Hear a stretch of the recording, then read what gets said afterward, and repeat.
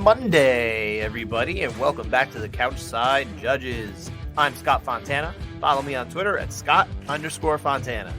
And I'm Dan Urban. Follow me at the Dan Urban. Follow the podcast at Couchside Judges. And subscribe to us wherever you listen. And if you like this show, give us that 5-star review. And as always, we talk judging and MMA, so you should learn the criteria. You can read it at abcboxing.com.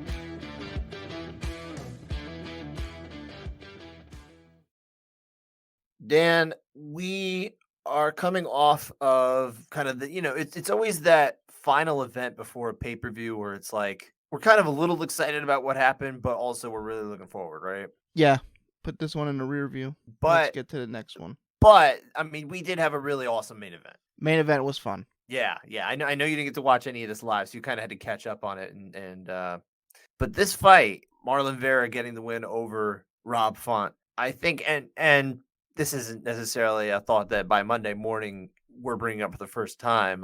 Sean Sheehan has brought this up as well. But this fight is just like, it's the perfect example for why immediate impact gets scored better, more heavily from a judge than cumulative impact, right? Oh, for sure. This is the poster child for that argument, or that thing in the criteria. I don't know the right wording, so I'm going to call it that thing. That thing. Yeah. The thing with the words and the stuff. Yeah. The crazy thing is, and like, numbers obviously lie, especially in this sport, because it's really a lot of judgment calls and that kind of thing. You really need to kind of see it to understand it. Numbers shouldn't matter at all. No, they shouldn't. But I mean, look, if someone has 3 minutes, 4 minutes where they're on top on the ground, that's going to do it. You really don't need much more than that typically, right? There's going to be other aspects of it, but like let's say like 95% of the time that's probably just going to happen. They're going to win the round. Right. They got to they got to get rid of the word significant strikes. And this just hit me right now. They should change it to effective strikes. That's what the stat should read. And Rob Font might have close to 0 in this fight. As effective strikes. No, because that is not fair Chito was not affected outside of round 1 at all. I disagree. In round 2 in particular, we're going to talk about it. Round 2, he's landing some hard stuff. He's landing some nice elbows and forearms and all these things. He's landing. Okay, maybe. Okay, you're right. You're right. Realistically, maybe round 3 through 5. It's just not changing the game for Marlon Vera. Just because he's not affected doesn't make them not effective. I kind of different. I disagree completely. If he's not affected, how is it effective? He is not. To say he's not affected is not correct. He is not being necessarily diminished significantly by these strikes, but I don't think he's being diminished at all. So you would say that literally after round 1 or maybe round 2. No, I changed it to round 3 through 5, like almost 0 effective strikes. Maybe a little bit in round 5, but in the other rounds, really. That is an extreme interpretation of that that wording, my friend. I would disagree strongly with you on that. He was getting hit, but it wasn't taking any effect on him. So that's not effective. I would say that up until the point where Rob Font gets hurt in each of those final rounds, you can still make cases for him to be winning that round. Yeah, of course. But So does that mean that anything that Chito is throwing before then is also ineffective? My interpretation of effective is more so to combat the word significant. It's more so saying these are not significant. How are you calling these significant? There's nothing happening to Chito off these. These are volume strikes. You don't want to correct something that's wrong by just making it wrong still in the other direction. Well, you very far one way and very far the other way, you end up in the middle. That is no. I won't even see that. No, not even a chance. Mm-hmm. But I don't even know how to get on the same page with you for that one. But as far as the immediate and cumulative aspect of this here, just the fact that at the end of those rounds, especially, is when Chito was doing his best work, and he was just clearly diminishing, putting Rob Font in a very compromised position in basically all of the final 4 rounds, right? He hurts him in basically every round. Yeah. And every time, that is worth more than those cumulative strikes because realistically, like you were saying, basically, they're not really getting him any closer to the finish, right? Yeah, well, I mean, maybe because Rob Font, that is. maybe because Cheeto's blocking so many of them, his hands are hurting. He's blocking many. Maybe he can't punch him anymore because his hands hurt so much. You're being a little ridiculous on this one, sir. Maybe I am a little bit. I think you are. Yeah. I think you're being very ridiculous. Well, not that ridiculous because a lot of these punches were not landing flush or that clean. No, you're right. So, I'm not. I don't disagree. So I just don't. I mean, whatever. The saying when he was landing, oh, he landed over 200 significant strikes. That's what's really irking me because, like, really, no, he didn't. So that's where I'm at. He's landing a lot of them though. A lot of them actually are landing. Are they landing, squarely on the chin? No, but I mean, you can watch back. Like I ended up only watching back a second time round 2 for our discussion of the contested round, which we'll get to in a little bit. But in that round in particular, I remembered that he was blocking. So I'm trying to look a little closer. And I'm like, okay, what's landing, what's not? And yeah, there's a lot of things that Cheeto's covering up for. Things aren't necessarily getting through, or maybe they're just glancing blows, that kind of thing, deflected kind of blows. But a lot of these are landing. I mean, he's landing more often than Cheeto. And until the last 25 seconds of that round, I still think you have to give that round to Rob Font. Like, I don't even think it's very close. I think it's competitive, but I think it's a Rob Font round until it just totally changes in those last 25 seconds, like we said. And like basically the moment he went down and you identified that, oh man, he's really hurt. And all he's doing is trying to hold on and not even trying to do anything to defend himself. Like that was so easily going Rob Font's way, at least from my perspective. We'll talk about that round a little more in detail, I guess. But I think it probably hints about where I'm thinking. But I mean, we could probably just do that round right now. I mean, we could, but now we'll save it. We touched upon it. We can circle back. That's okay. But as far as the cumulative and the immediate impact, you did see some people online, and I think that most reasonable people realized, okay, the guy who's closer to being ended is not going to win that round more often than not. But there's still some people that were like numbers purists, like, come on, guys, like, why can't you just trust your own eyes? Like, look at this fight. Who's hurt? Who do you want to be here? Exactly. Do you want to be Rob Font? Do you feel like by the time round 5 ended, that in those 5 minutes before that, Rob Font felt like, man, I did a good job here. I think I won that round. No.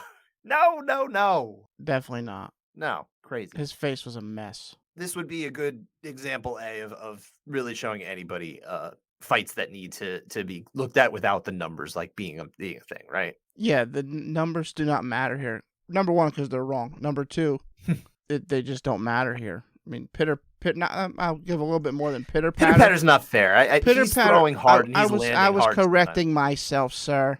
All right. All right, relax. I went a little hard on Rob Font. I don't mean it really, but I still believe he missed.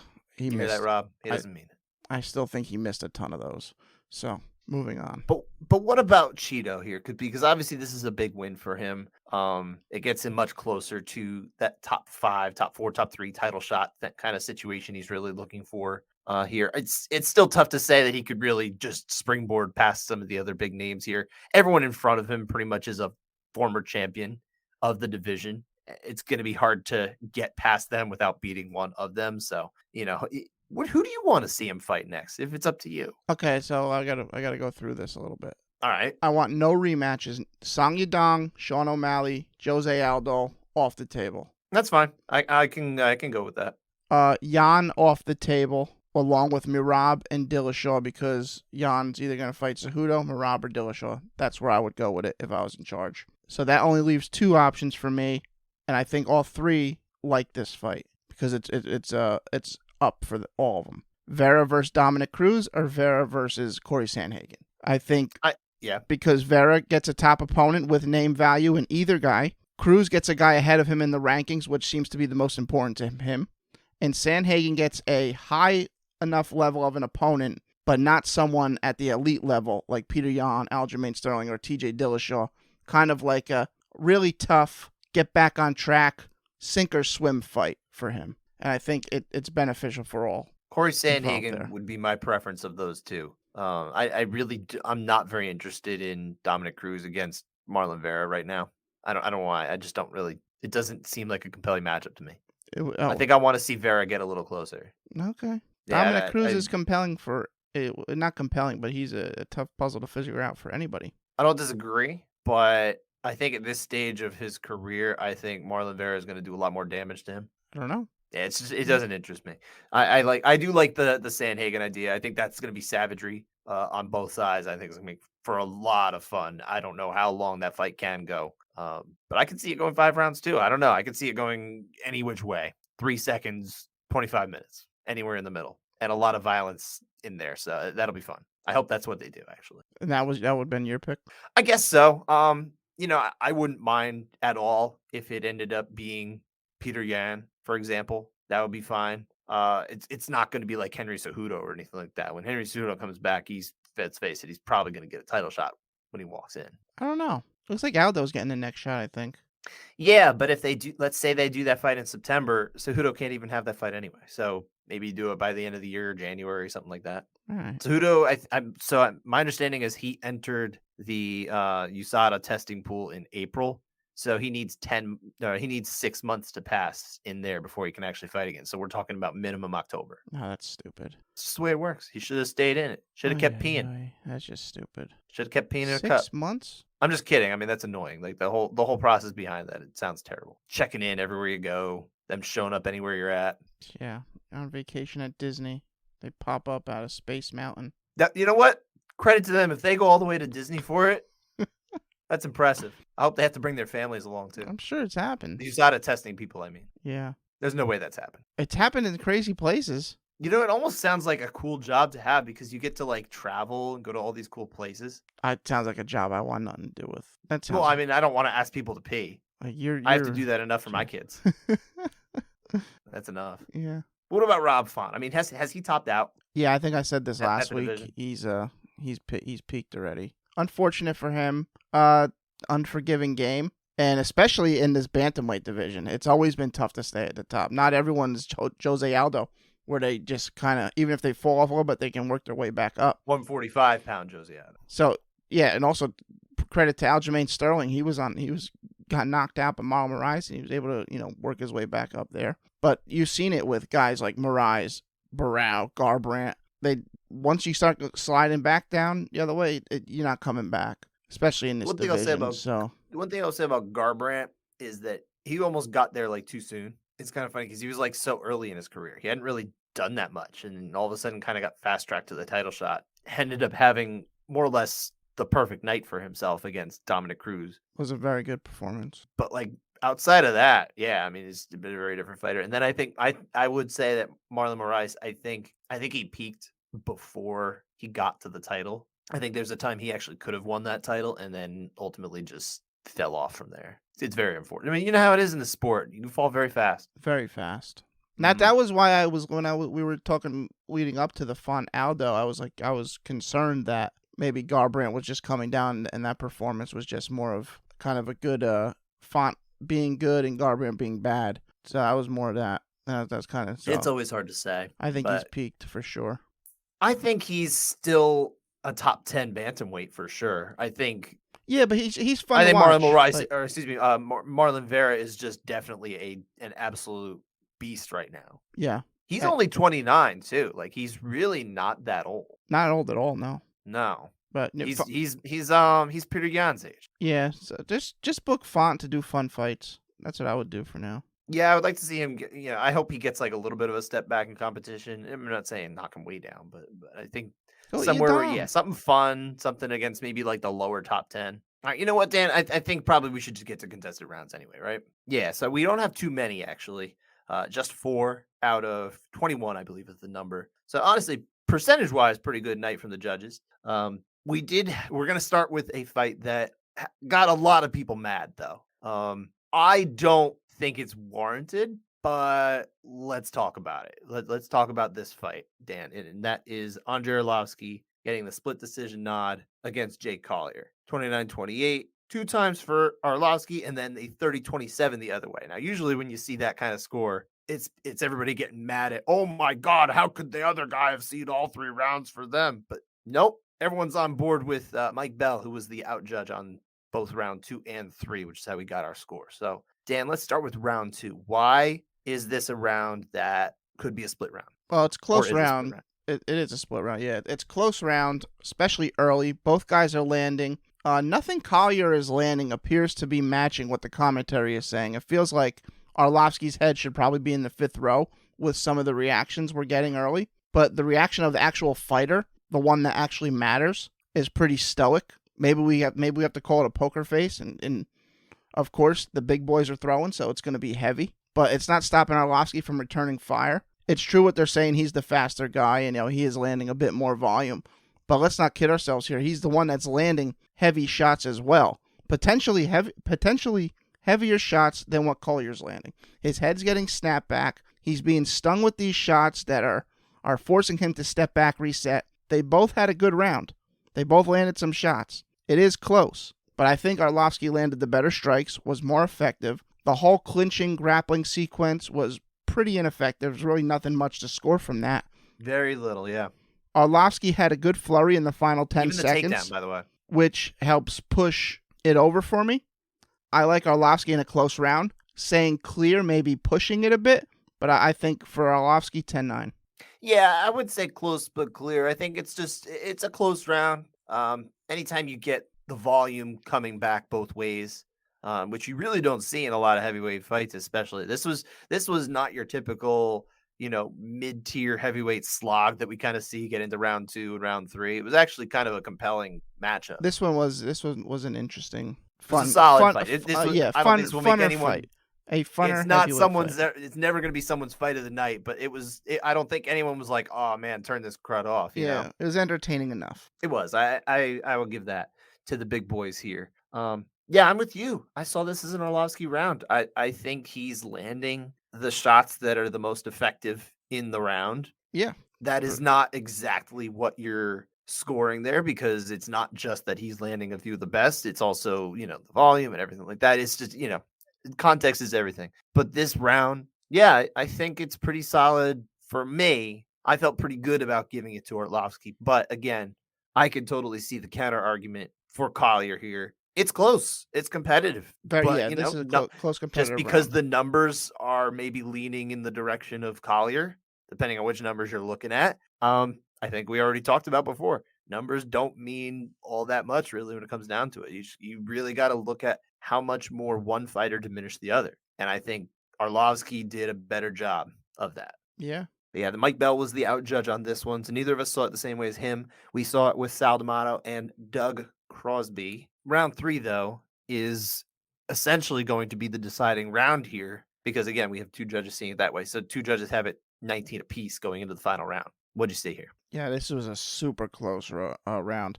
I can't believe people are calling this a robbery. I can't believe Dominic Cruz still thinks the last second takedown with zero effective offense behind it would steal a round. I believe it. I just want that on the record. I believe that from Dominic Cruz.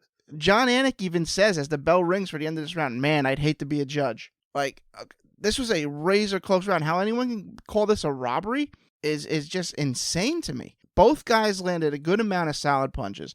Arlovsky is busting up the face of Collier. It's bloody. It's swollen. Arlovsky just has the cut near his nose that was opened in the first round from the elbow. It's starting to get opened up maybe a little bit more. There's a little bit more blood trickling down. But the shots Collier are landing, especially the right hands, are the most effective of the round in my eyes. They're strong shots. But as were Arlovsky's, this round was really close. I lean Collier because I thought those shots that Collier landed were more effective. Got good reactions from Arlovsky. He didn't fire back right away after being hit by those as often. He took a second or two to reset. But when he did return fire, he landed pretty good strikes. It's really close. 10-9 Collier is my score. And all those crying robbery, they need to stop. It's unwarranted here. I think it's a strong case where the commentary's swaying that. Dan, can I tell you something about this round in particular? Yeah. And this whole fight? Yeah. Robbery. Oh, I hate you. No, I'm just kidding. It really wasn't. This was a very close round, and I actually ended up seeing it the other way, sir. I saw this one like judges D'Amato and Crosby, and again, like you said, super, super close. I think.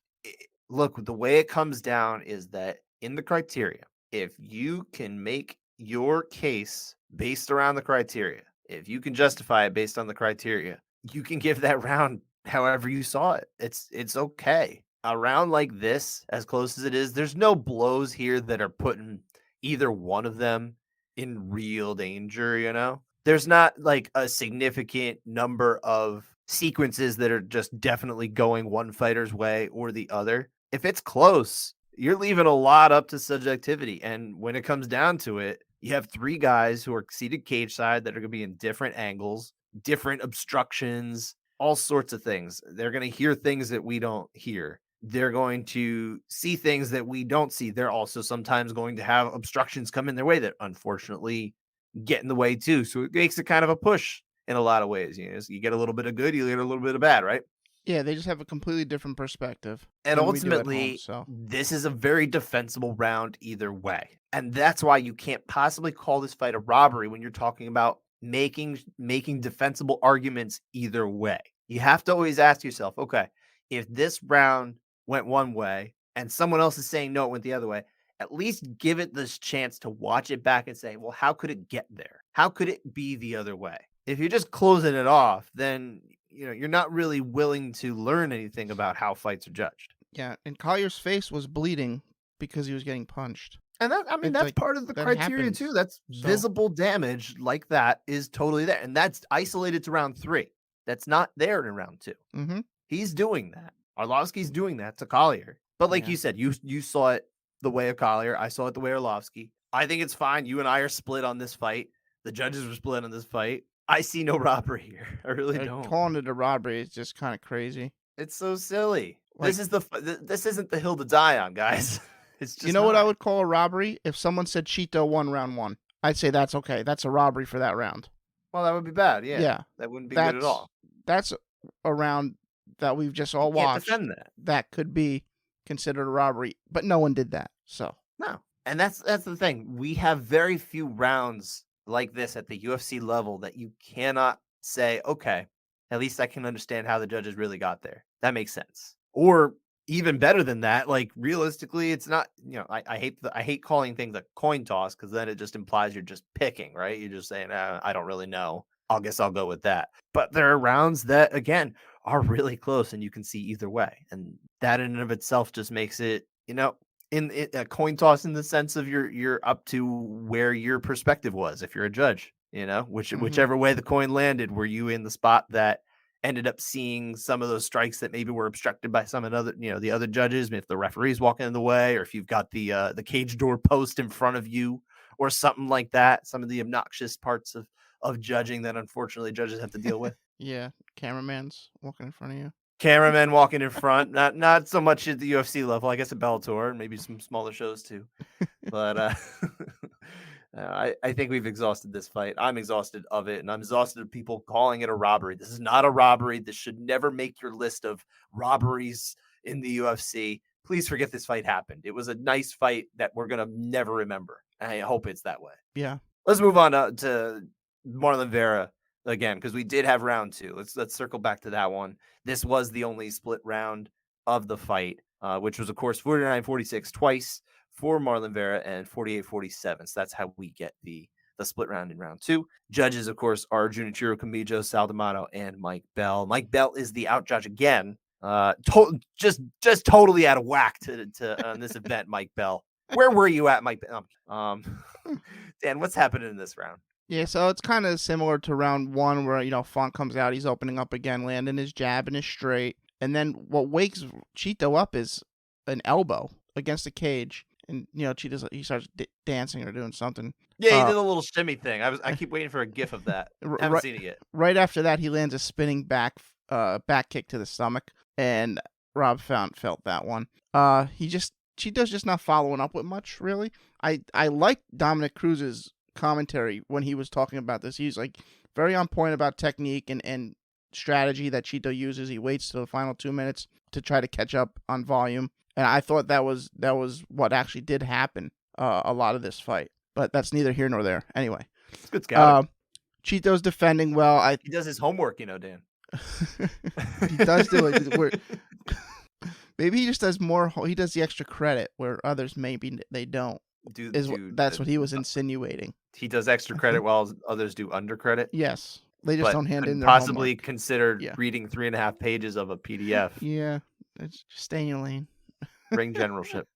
Anyway, yeah, Chito's defending well, as I mentioned earlier. He's deflecting a lot of these punches in my eyes, and there's a crazy output from Font. You know, of course, some are actually landing a decent amount too, because he's throwing just so many of them. I just don't think they're that strong.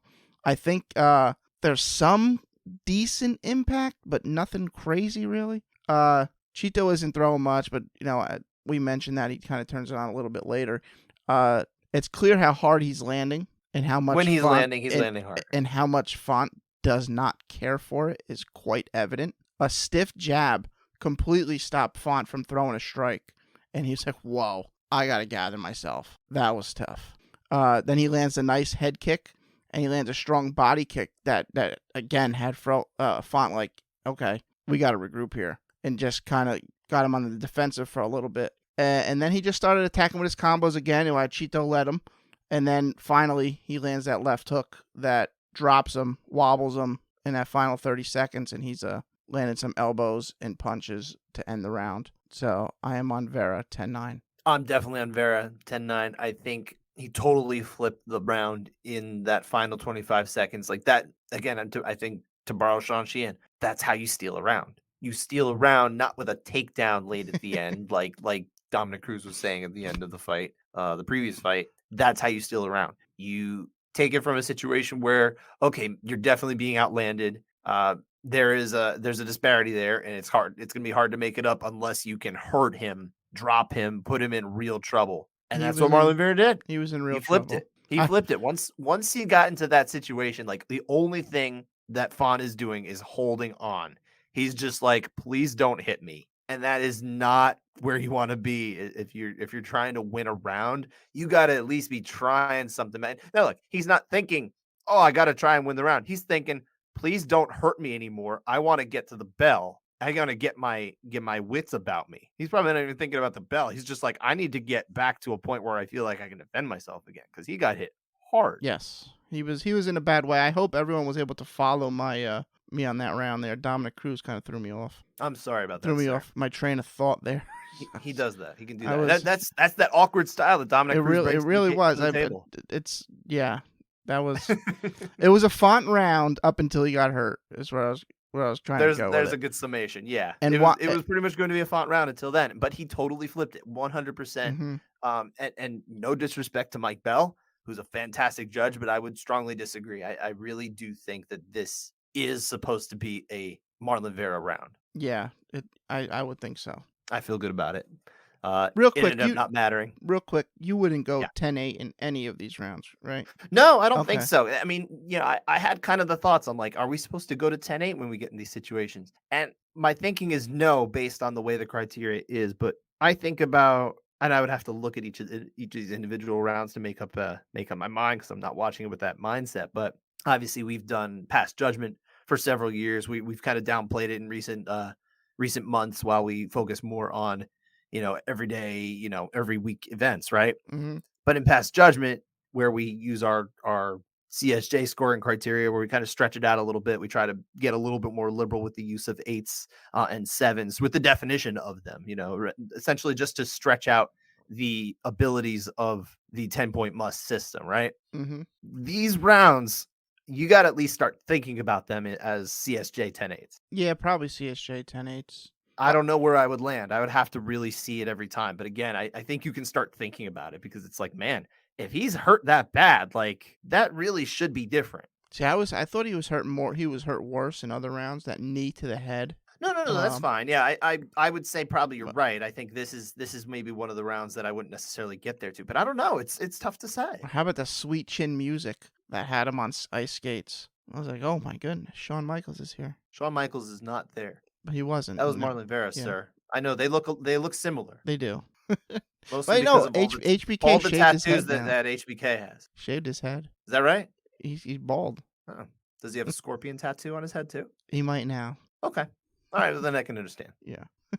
But that was the only round, of course. Everything went Marlon Vera's way, at least at the end of the final 3 rounds, which is really all he needed to do, because he was always hurting him. It was wild. He dropped at least by the UFC's numbers, he dropped Rob Font in rounds 2, 3, and 4.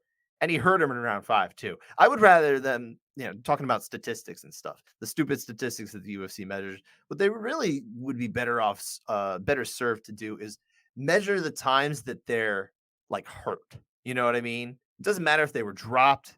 I'm talking about times where they're clearly backing away. They're trying to like get away because they're hurt. You know what I mean? Mm. It's still subjective, but like someone could watch and identify those type of moments, Desperation, double legs. Wounds, times wounded, something like that. I don't know. I'm just trying to think of things.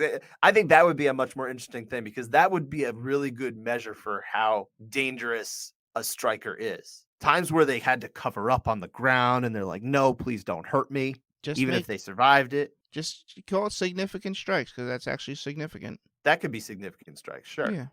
Significant strikes is a stupid stat. It's the dumbest stat in sports. Exactly. That's what I said the other night. That's why you should be on board with me. About what? About not being significant. Wait, what? From earlier. Oh. Yeah. I don't know. Get on board. We're going to end significant. We're going to end significant strikes, even if it means taking something out with us. No, I'm not with you, sir. All right. I'm on my own then. You are. That's okay, though. You and I can disagree. Right. Fair. And we're not in the same room, so we can't hurt each other. That's true. Yeah, recording remotely tonight. But we do have one more contested round, and that is Natan Levy, who got the win over Mike Breeden. Unanimous decision, 2 29-28 and a 30-27. Round 3 is the only round that we are talking about. By this point, Breeden needed a finish or a 10-8, and he didn't really get that. But we are talking about as far as who won the round. Dan, what happens in round 3? Yeah, I thought this was a really fun round. Opened up with Levy landing the body kick. The same time he eats a punch, gets backed up against the fence. He's eating shots. A lot of them are covered up, but some are getting through. Levy looked like he was getting tired, though. And it didn't help that he was getting beat up, too. So his cardio was kind of shot. That never helps. He does land a solid shot every now and again. I believe he landed a jumping knee as well. That kind of rocked Breeden a little bit. But Breeden was all over him, throwing everything, landing good, getting good reactions. He hurt him a couple times. But in that final minute, Levy somehow finds some energy that he didn't have for the first 4, and he wobbles Breeden with a nice left. It just wasn't enough for me to give him the round. But I don't mind if someone scored it for Levy. Yeah, for a while, it's not looking like it should be a Levy round. Yeah. It really isn't. It's almost like hard to defend. But then, yeah. He does change the game. What was it? 3.5 minutes in? I thought it was more closer to like the final minute. Was it? Really? Okay. I don't know the exact timestamp. It was pretty late in there anyway. But yeah, he absolutely Levy does start to tighten it up a little bit. And I get it. I can get why Adelaide Bird ended up scoring it that way. I think it was probably a little too much to go Levy's way, but I can see it and I don't really hate the score. Yep. So we're on page. I guess it's kind of like, okay, I can understand. I mean, she could justify it with the criteria. It's really what it comes down to. Yeah. I think you can. Mike Bell was in the majority on this one, actually. He was in every contested round for this one. And with Saldamada. So we were all on the same page for Mike Breeden. Didn't matter. He lost the fight. It is what it is. I mean, you can do anything you want there. It's not going to change the fact that Natan Levy had won the fight. And that is it for contested rounds. We have 6 finishes from this one, Dan. 3 TKOs, 3 subs, and 3 first-round finishes. I knew it would be your favorite when it happened because I know you were watching later, but what was your favorite finish? Romanov's Americana. Alexander Romanov, yep. Of Chase Sherman. I mean, how can that not be your favorite? I think there's only 3 since the Zuffa took over. We had Nick Catone, we had John Jones, and now we got Alexander Romanov. But why are there so few, Dan? Because it's the day one sub that you learn. And if you can get someone with it, that's darn near impressive.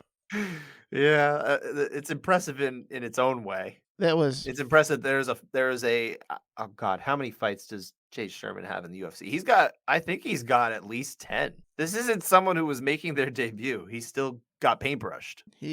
That's kind of, I wouldn't want to say embarrassing. But no. There's nothing embarrassing about it. I will not call it embarrassing because I would get my butt kicked in the UFC. Right, Romanov. That to get someone with that is very impressive. But Chase was not happy with his performance. No, he shouldn't be. And Shouldn't be happy. Yeah, he definitely. I mean, to be honest, he did look like a plus 1100 underdog. He kind of did, yeah. So, in my head, I'm like, man, I mean, you kind of have to at least try with this guy, right? If you're a bettor, you gotta like throw a buck on him and just see how it goes. You might win $11 back. You could, but yeah, no, wasn't was the odds were just about right there. They nailed it. The way I looked at it was like, listen, these guys are heavyweights. Like anything can happen. Did Chase Sherman even get to throw a punch? He actually, yes, Shaheen Al-Shadi shared the UFC stats from that fight, and he did not accrue any stats. A legit shutout. It was really just like a trading dummy. Wow. It was really impressive.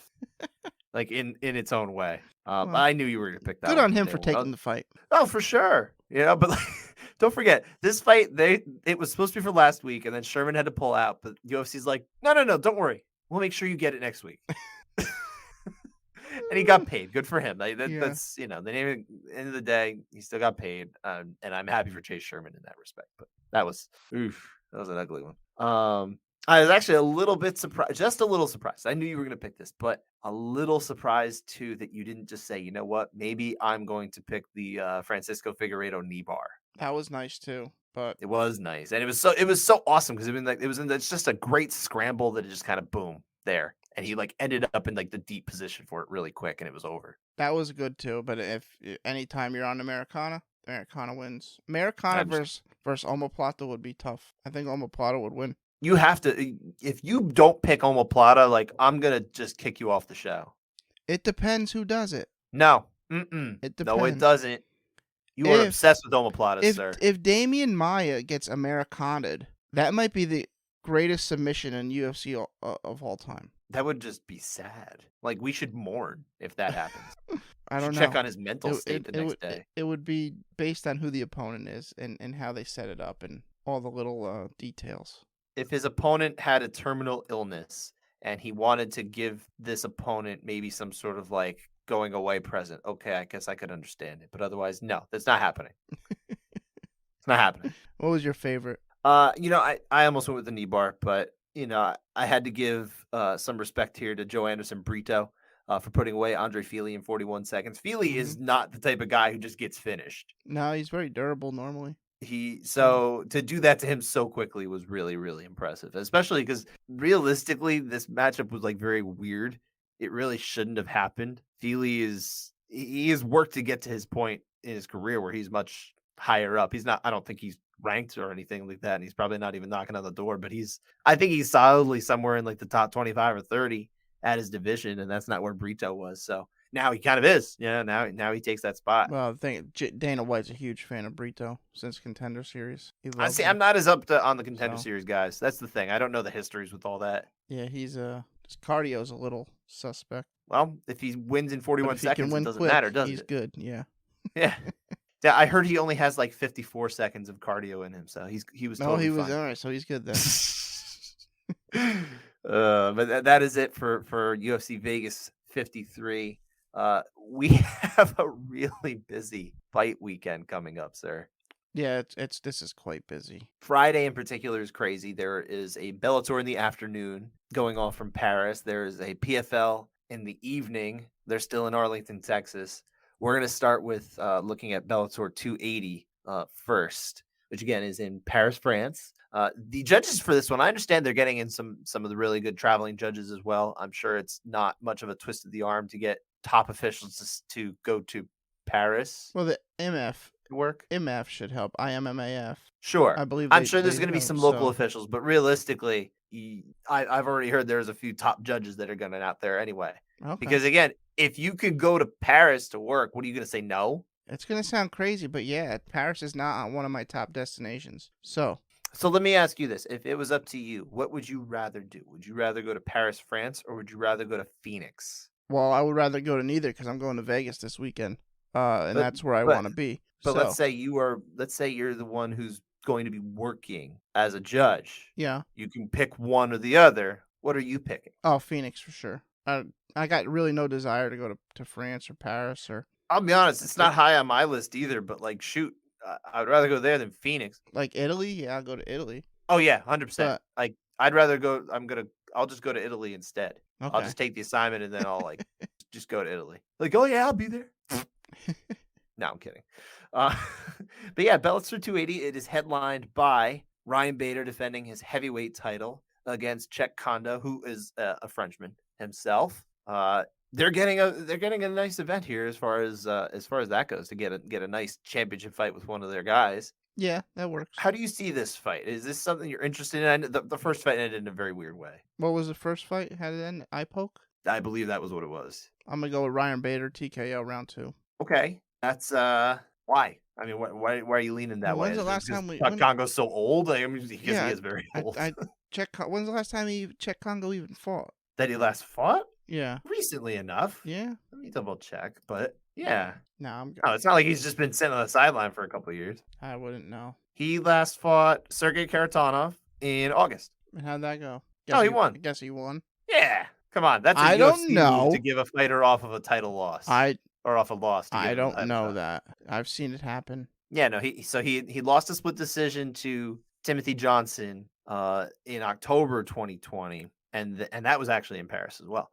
And then he beat Karatanov in August by sub. But yeah, the first one, it was like in the first round, accidental eye poke ended the fight. So no stunner, a foul in a Czech Congo fight. Yeah, I'm sticking with Ryan Bader, round 2 TKO. I think I will also go with Bader, but I actually could see this one going the distance. I'm going to say Bader decision.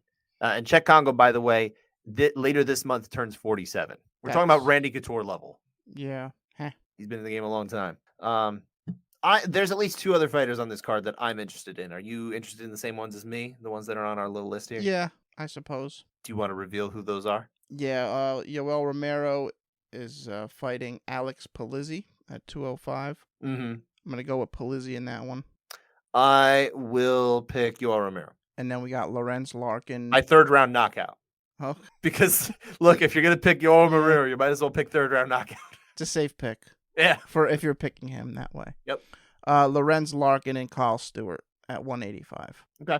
I got Larkin. Decision. I like Larkin. I've been a fan of Larkin for a while. I still think 170 is his best class, but I mean, at this point, maybe he's a little bigger. I'm not sure.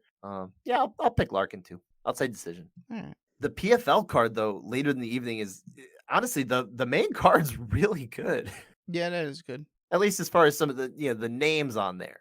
Some of the matchups are a little lopsided, but you've at least got some good star power here. The welterweights and the women's lightweights are in action, plus a delayed lightweight fight between Anthony Pettis and Miles Price. Now, Miles Price has not fought in 3 years. His last win, though, was a decision victory over Peter Queally. Okay. So that's a good win. It's got some game there, but I mean, it's a weird situation. He hasn't fought in 3 years. His record's 11-7. He's kind of this weird space of his career. It's really hard to take him very seriously against Anthony Pettis. I spoke to Pettis actually the other day. He certainly isn't sleeping on the guy, but it's still a weird one. I just don't understand why this is matched up other than, hey, let's make sure we get Anthony Pettis a win. Okay. That's the way it looks very like that, yeah. It just looks so transparently that way because last year they matched him up with and Pettis said this, but I agree. They matched him up against probably the 2 best guys in the class other than him in Clay Collard and Haush Manfio. Manfio ended up winning it all. Clay Collard looked very good in just about every fight. He just didn't get all the way through, right? I'm definitely picking Pettis here. I'm gonna say round 2 submission. Pettis knockout. Head kick. Okay. Round 1. This isn't even the main event. The main event is, of course, Kayla Harrison.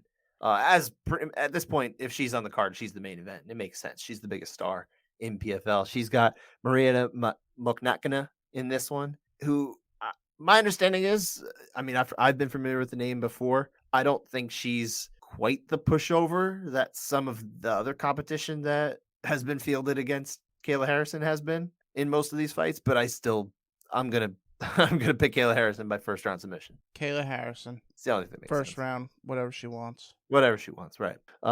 More interesting, Ray Cooper III, defending welterweight champion, 2-time welterweight champion, against Magomed Umaletov. You got a pick here? Ray Cooper. He's going to win it the 3rd time. I will say Ray Cooper by 2nd round TKO. All right. And lastly, we have Rory Mcdonald and Brett Cooper. This is actually a nice competitive fight. I like this one. Rory Mack is back. I'm going to go Rory. So is he going to win? Yeah, he's going to win rear naked choke. I will say decision over Brett Cooper. Okay. Judges for this one are probably going to be some combination of Robert Basinger, Dan Matheson, and somebody else who's been with them the last 2 weeks because they've been on every fight the last 2 weeks. That makes sense. It's just, there's not a whole lot of people who are judging fights midweek in Arlington, Texas, apparently. I have no reason to expect they're going to get any traveling judges in there or even more well-known Texas judges. It's probably what we're getting. But honestly, the judging has not been a problem at PFL yet. Maybe it will be now. Who knows? We're probably going to get quite a few decisions coming out of this one. Lightweights in the PFL. Oh, not lightweights. Welterweights in the PFL, I think, are more likely to get to the decisions than the heavyweights and the light heavyweights, as we've seen. Mm-hmm. So we'll see what we get. The real meat, though, of this weekend is UFC 274, of course, on Saturday. 2 title fights. Yeah. Which of the 2 are you most excited for? I'm pretty sure I know the answer, but I'm going to ask you anyway. Oliveira and Gaethje. Yeah, I would think so. Do you like the? What do you think that this matchup actually like really means? Do you think it determines like absolutely like we finally have like the number 1 lightweight in the world unquestioned post? We're still questioning Charles Oliveira as number 1? I don't think so, but like at this point now it kind of almost like finishes a little tournament. You know what I mean? Maybe. Because we had, after Khabib retired, of course, we had, I don't know why they put that title fight together. It really shouldn't have been, but it was Oliveira against Michael Chandler. Right. And then you have the winner of that faces Dustin Poirier, who had just fought not too long ago, at least, against Khabib Nurmagomedov. And then, of course, you have Justin Gaethje, who had not fought too long ago against Khabib Nurmagomedov. Those were the 2 guys that I think everybody viewed as like, okay, these were at least 1 and 2. But Dustin beat Justin. Right, but I think there's still even question about who ought to have been number 1 even after that, because Justin Gaethje had been the number 1 contender. He'd been the interim title winner the most recently, too. Okay. So the point is not that necessarily. I think it's realistically you should be absolutely treating Charles Oliveira as the number 1 here. But the winner of this one, I think it closes off kind of that like post Khabib time. Okay. And it totally moves everything forward. I guess so. I never really thought of it that way. I guess I just think of things like that. I don't know. Because whenever somebody relinquishes the belt, it's like it leaves the division in a weird place. No one beat the best guy. He just went away. No. Yeah. I don't know. That's kind of how I looked at the Sterling and Jan situation too. Is I thought these were the 2 best guys. And then once we had them finish it off, it's like, okay, there's closure. Now we can move forward. And then of course Cejudo's coming back. So now it's like I want that one. I want the best to beat the best and then move forward. You know what I mean? But whoever, I mean, realistically, if Gaethje wins that one, then it almost complicates things for me too. But I will go with it. It's fine. What's your pick in this one? I should say. I like Oliveira this one. Round 3 TKO. He's been on an absolute tear. The one worry here is that he likes to get rocked and then weather the storm. And I don't know that he likes it, sir, but he certainly welcomes it enough that it happens. He turns it on after he weathers the storm, and he does great things. The problem is I don't know if a storm from Justin Gaethje could be weathered as well as a Chandler storm or a Poirier storm. So I am going to go with Justin Gaethje here. I do think he's going to get the job done. I'm going to say 2nd round TKO. Yep. But it would not surprise me in the least if Oliveira comes out of this. And honestly, if he wins this fight, Oliveira beats Gaethje here. To have beaten Ferguson, Chandler, Poirier, and Gaethje in succession, like that's easily the best lightweight run in UFC history. It's not even close. Like Khabib has to come back for that, right? No, I think he's very happy sitting around with Hasbulla in his lap. I don't think he cares about anything anymore other than just chilling and eating burgers. And getting Islam the title shot next. Well, and thinking of Islam Makhachev and Khabib Nurmagomedov, happy Eid Mubarak. I think that's the right way to say it. It's the end of Ramadan. So wishing the best for all of our Muslim listeners. I hope I said it right. But Eid. It's Eid. My son actually told me. But yeah, so my pick is Gaethje. Your pick is Oliveira. Very curious to see how that one goes. I think that's like there's not a whole lot of times where I think the main event fight is absolutely like the banger fight on the card, but this one definitely is. Oh yeah. Very excited for it, no matter how it goes. The other fight, of course, the other title fight, Rose Namajunas against your favorite, Carlos Esparza, is for the 115-pound title fight, a rematch 7.5 years in the making. I'm interested to see how this one goes, because honestly, like, you should favor Rose in this one, but I don't know, man. I mean, Carla might just have like the right style to give her problem. I don't favor Rose at all in this fight. Really? I think Rose has to not get taken down. She doesn't really do that, and Esparza is very good at that. So unfortunately, my pick is actually Esparza by decision. I can only hope by some divine intervention Esparza doesn't want to wrestle on Saturday night, or for the brief time it's standing, Rose can land something and get a finish. So you don't have any faith in Rose's takedown defense? Not at all. Wow. Okay. I guess I believe more in her well-roundedness at this point. To be able to weather. I think it's going to be. I love the matchup in terms of, like, again, the tactical situation here. I just don't know how it's really going to work out. I think it's more interesting than it might seem on paper. I am going to pick Rose, and I do think it's going to be a decision. I hope it's Rose. I think it could be close. I hope it's Rose. I am not. I'm making a pick Esparza by decision. Look, if it's any consolation, I spoke to her the other day. I spoke to Carla Esparza. I also spoke to Rose Namajunas. It was lovely to speak to both of them. They're very interesting people. Carla doesn't seem like a bad person, Dan. So if she wins, hey, she's getting married next week too, or the next week. Okay, good for her. What about this is Arizona too, by the way. So the judges here, I'm sure we'll get some of the local judges. Maybe like a Chris Flores or anyone like that. Arizona, we haven't had as many problems with over the years, I think, as far as kind of weird decisions from local judges. Hopefully there will still be some judges who did not go to Paris, maybe some of the California guys. So we'll see. Hopefully judging is not a big factor here. But if it is, then we'll have a show. The undercard behind these title fights, though, is pretty freaking loaded, dude. Yeah. Chandler and Ferguson. I'm going to go with Chandler here, but it'd be interesting to see if Tony Ferguson can find one more in him, because he's just been in a bad way. Yeah, I got Chandler decision here. Can't finish. Ferguson. I'm going to say Chandler decision too. What else we got? We got Shogun going against Ovince St. Preux.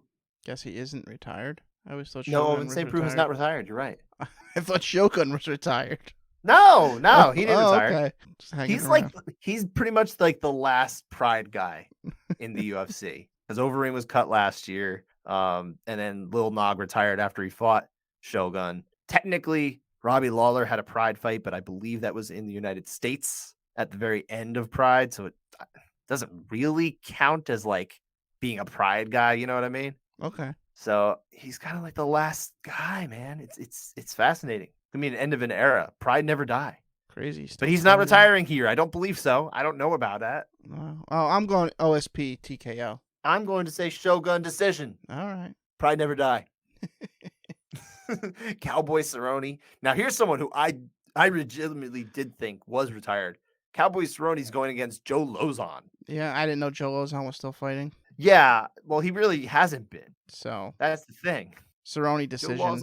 I don't know when the last time he fought is, actually. I'm going to look it up for us right now. He last fought in 2019, October 2019. So he hasn't fought since the start of the pandemic. It's been 2.5 years. Yep, that's a tough test to come back to.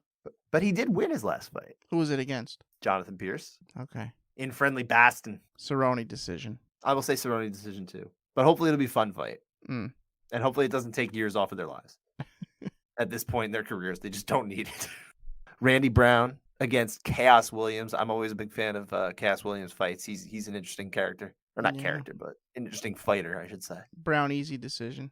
Brown easy decision. Wow. Yeah. I have a lot of respect for Randy Brown too, but man. He's the better fighter. Chaos just has power in this one. I'm going to say Randy Brown. I'm going to say very close decision. Oh, all right. I think it's going to be an interesting fight. And this is one of your guys, dude. Brandon Royval. And Matt Schnell. Back in there against Matt Schnell. Yeah, Royval sub. First round? Probably. I'm going to say Royval decision. Okay. And then he doesn't go to decision often. This is the last one you actually put on here. Yeah, because I was just happy that UFC actually granted someone their wish of getting right back in there. That's right. Andre Filio just fought recently, and he's like, "Gotta get me on like one of these cards, right?" Yeah, so it looks like a showcase. Cameron Van Camp. I couldn't find much on him. I don't know a ton about Van Camp. So I'm going to go Fialho round 1 KO. I'm going to say Van Camp round 1 submission. Oh, all right. I don't know. Just going against you. All right. Pretty much. That was really the only reason. I don't have any reason to pick against him. That does it for this episode of the Couchside Judges. We'll be back again Monday or Tuesday. No, Tuesday. Tuesday, because you're in Vegas. I'm in Las Vegas this weekend. I'll have to catch up and watch the fights after. We'll be delayed by a day, but we're also we're planning to have a third judge with us, so stay tuned. Oh, that'll be fun. Thanks for listening, everybody, and have a great week. Thank you.